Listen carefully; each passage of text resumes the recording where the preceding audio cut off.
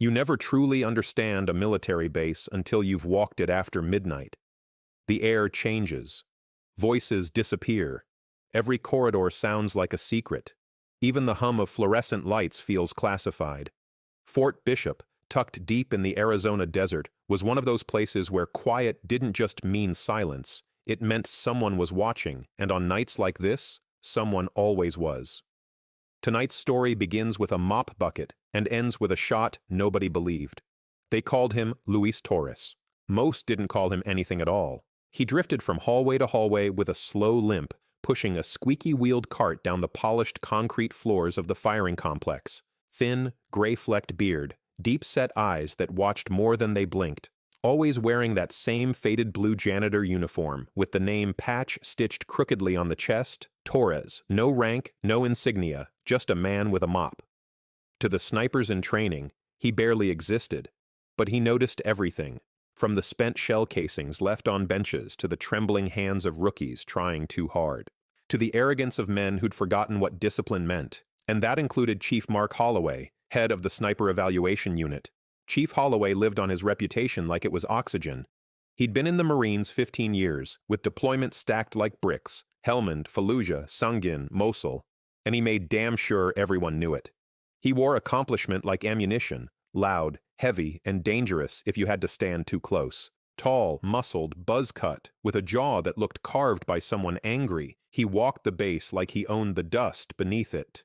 That night, he stormed into the indoor ballistic testing bay, barking loud enough to shake drywall. "Line up! I want eyes on targets in 60 seconds." It was after midnight, long past scheduled hours. The trainees looked exhausted, but no one dared question him, because tonight wasn't about training. It was about humiliation. The chief had received a phone call that afternoon. A call that told him a civilian had put 3 tight groups on a 200-meter target out on range 9. Perfect groups, impossible groups. And the moment Holloway heard the report, he slammed his fist on his desk. Bullshit. Only SEALs shoot that sharp, or ghosts. Then he sneered. Then he called every trainee to the firing bay. Someone, maybe an officer, maybe a tech, maybe some prankster, had dropped that target sheet on his desk, unsigned. He wanted to make a point. "Look at that," Holloway barked as he held up the paper target. 3 holes, touching, almost indistinguishable from each other.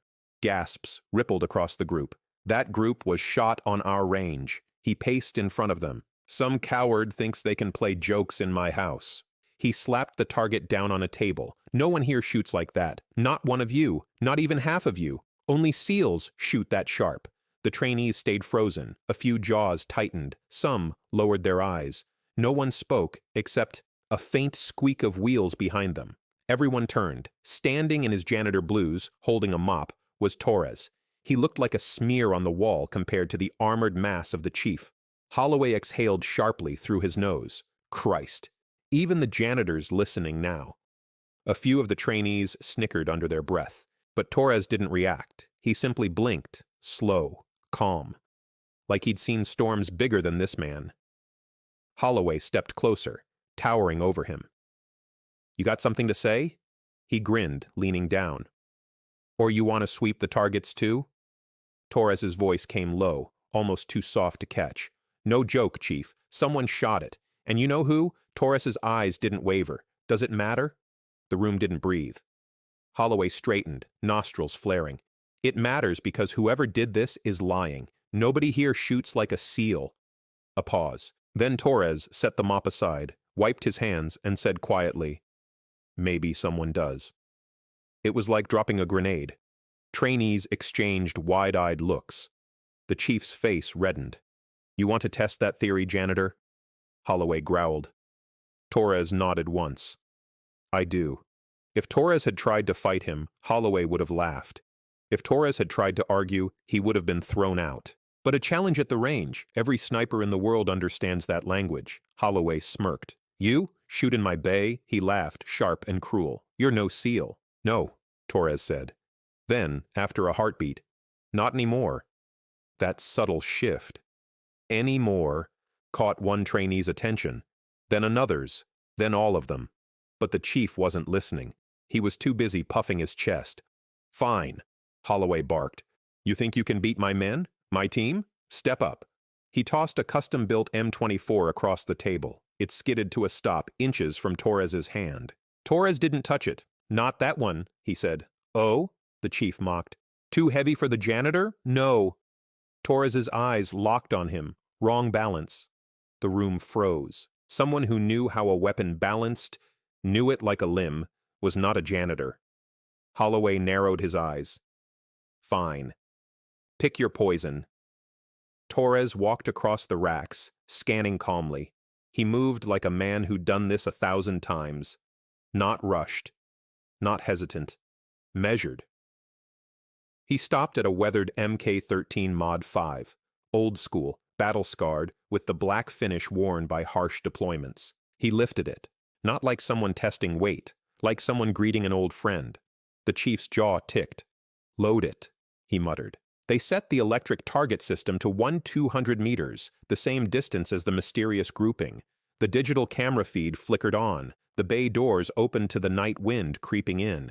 Torres lay prone on the mat, body settling into the earth like gravity itself recognized him. No theatrics, no deep breaths, no adjustment ritual, just alignment. Perfect, fluid, instinctive. Holloway scoffed. Look at him. He's not even— Boom! The first shot cut him off. Trainees jolted. The chief's mouth hung open. Torres didn't pause. Boom. Second shot. Boom. Third. 3 shots. Same breath rhythm, same stillness. In 9 seconds, it was done. The camera feed zoomed. Trainees leaned in. Then the murmurs started. Then someone gasped. Then someone whispered, "Holy shit." 3 holes. Touching. Dead center. Perfect. Exactly like the sheet the chief had mocked. The room felt like it tilted. Holloway blinked hard, refusing to accept what he was seeing. That's luck, he snapped. Try it again. Try. But Torres was already standing. He handed the rifle back to a nearby trainee, then he looked at the chief, not smug, not proud, just sad. You forgot why we shoot, Torres said quietly. Holloway opened his mouth, but nothing came out. A young trainee named Corporal Rains finally asked the question hanging in the air. Sir, who are you? Torres inhaled once, a slow, steady breath of a man deciding whether to open a locked room inside his soul. My name is Luis Torres, he said softly, former Navy SEAL. Dev Group. Silence snapped across the room like a drill sergeant's command. Retired after 21 years. He tapped his limp leg. Afghanistan. Lost some mobility. Lost some friends. He looked back at the target, the impossible grouping, kept the skill. The trainees stared at him like they were seeing a ghost wearing janitor blues. Torres wasn't finished. I cleaned this place because the base commander offered me a job. I didn't want to teach, didn't want to be saluted again, didn't want memorial speeches or medals. His voice cracked, barely. I just wanted quiet. The words hit harder than any shot fired tonight. Holloway folded his arms, trying to salvage pride. You should have told someone. Torres looked him dead in the eyes. You never asked. Holloway's sneer had always been a mask, a shield built from old battles, old scars, old insecurities nobody dared ask about. Torres saw it and approached him gently. You were a shooter once, Torres said. A good one, Holloway scoffed. Still am, Torres shook his head. You shoot angry. Angry shooters miss. That landed like a punch. The trainees watched, breathless, as the chief's face shifted, not angry now, but exposed. You think you know me? Holloway whispered. Torres didn't raise his voice. No, I know your kind. The ones who survived too much, lost too much, thought rank would protect them from pain. The chief swallowed once. Hard. Torres continued, quiet as a prayer. You don't need to shoot like a SEAL. You need to shoot like yourself, like the Marine you used to be. It wasn't an insult, it was a lifeline, and Holloway felt it. For the first time in years, he didn't sneer, he didn't bark, he looked human.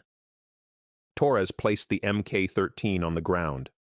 Your turn, he said gently. Holloway stared at him, stunned. I can't shoot, not like me, Torres said. Like you. It took nearly a full minute for the chief to kneel. His hands trembled as he picked up the rifle. Not from fear, from memory. He settled prone, exhaled, The room watched in reverence. Boom, one shot. The camera zoomed, dead center, not perfect, but disciplined, controlled, honest. Holloway lowered the rifle. His breathing shook.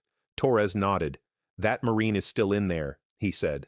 And the chief, the man who'd sneered at everyone for years, whispered, "Thank you." Torres picked up his mop. The moment felt absurdly poetic. All power returned to its quiet disguise. He began pushing the cart toward the door. Rains called out, "Sir, why'd you beat them?